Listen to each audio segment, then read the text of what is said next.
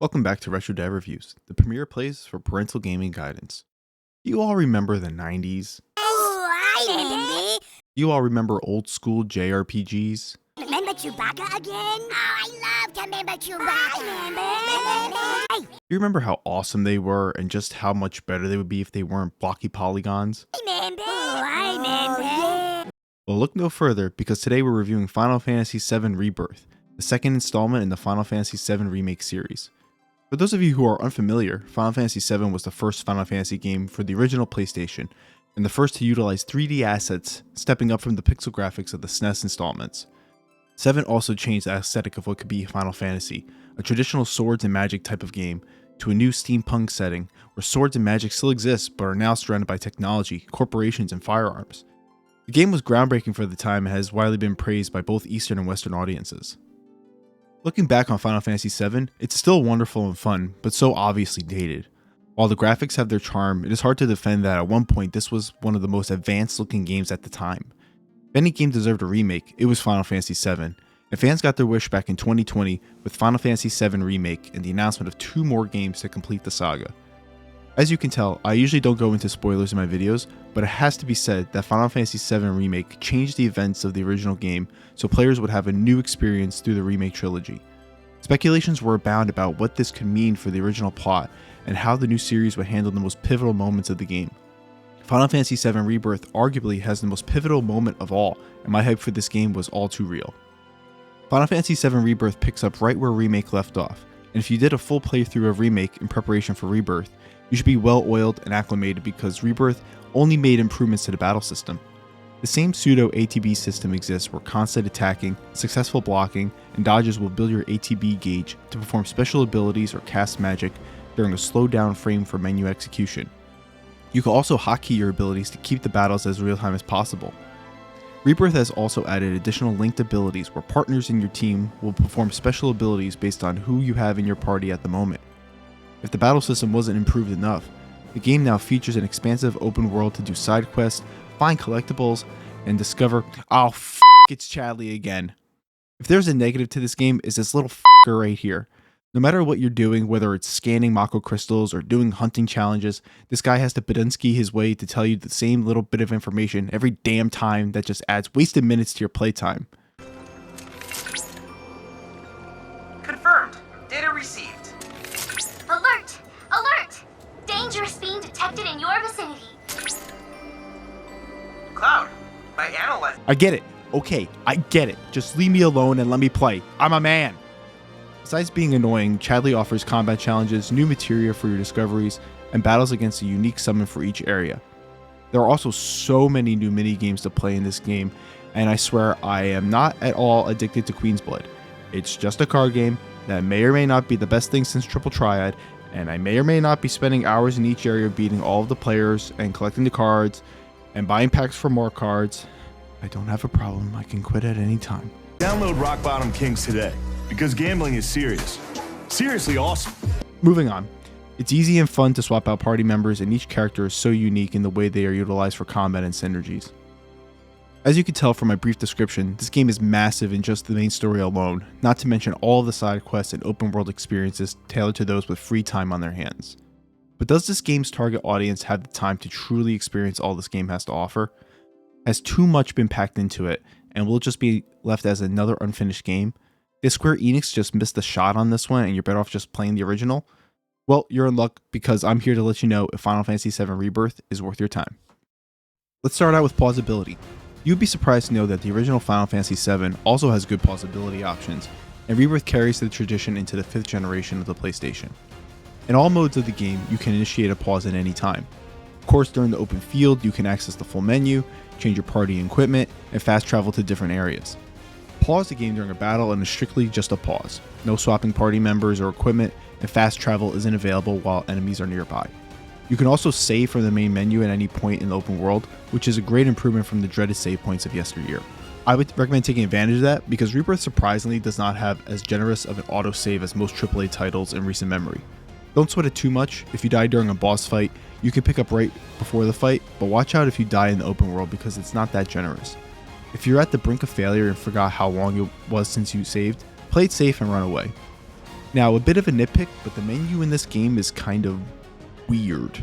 The layout is kind of odd, considering the order of the menu selections and the menu titles don't really match to what you think it does.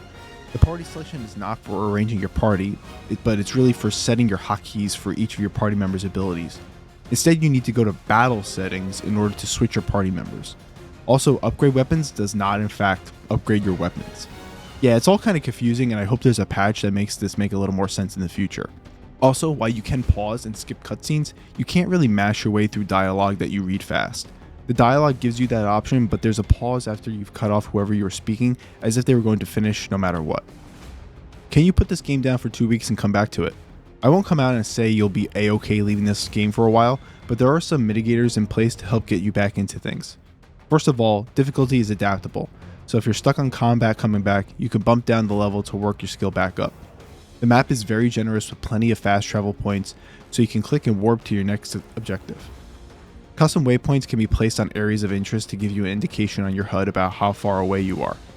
In between the open areas are what I would like to call dungeon zones, but navigating these areas are mostly linear and difficult to get lost in. The most likely thing to happen is losing track of the story if you leave this down for too long. I've gotten so in depth doing side quests before that I forgot what the original point of the entire quest was. Then I return back to some characters that I've completely forgotten about, but I get my reward all the same. Do I need to pay attention to the story? This is one of those games that you actually need to do your homework for to get what's going on. It's hard to put myself in the shoes of someone who started this series from Remake and didn't play the original version. It's almost like watching the director's cut of a movie without seeing the original version and understanding why things were added or changed. Bottom line though, if you're not playing this game to follow the story, it's a pretty odd choice considering how story-driven every Final Fantasy game has ever been. I suppose you could skip all the cutscenes and dialogue and still enjoy it thanks to how great the combat system is and the plethora of minigames, but it would be like eating a burger without the patty. I find most of the characters endearing and fun, except you, Chadley. Go eat a tire. So I love to watch their interactions together as much as possible.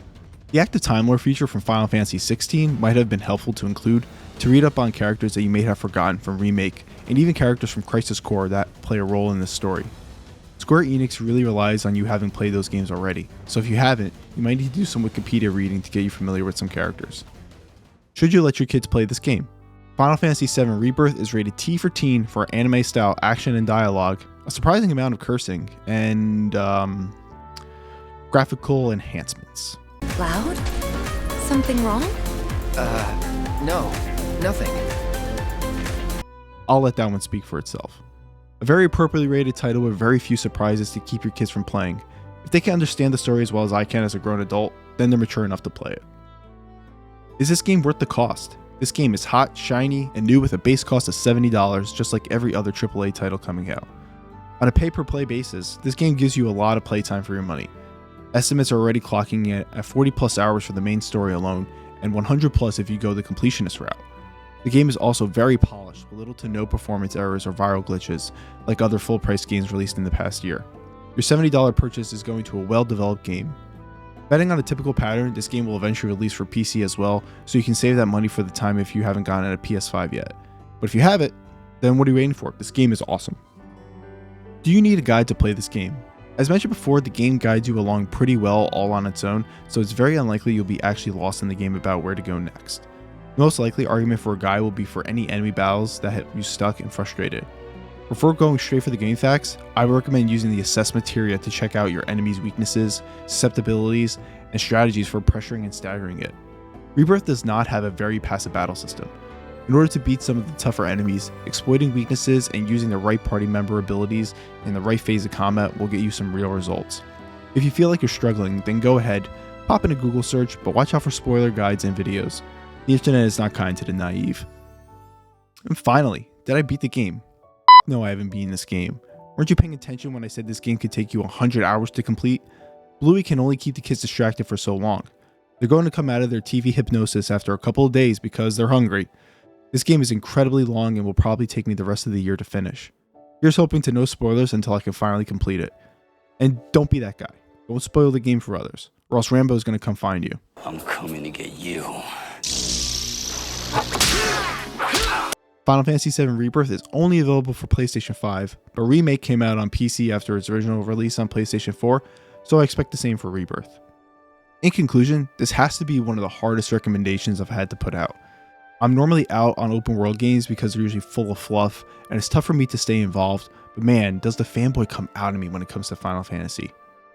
Screw it! Final Fantasy VII is dad approved for parents and kids of the right age. Just be warned that this will probably be the only game you play this year, and if you put it down for another game, then good luck coming back to it. Be committed. As always, thanks for watching to the end of the video.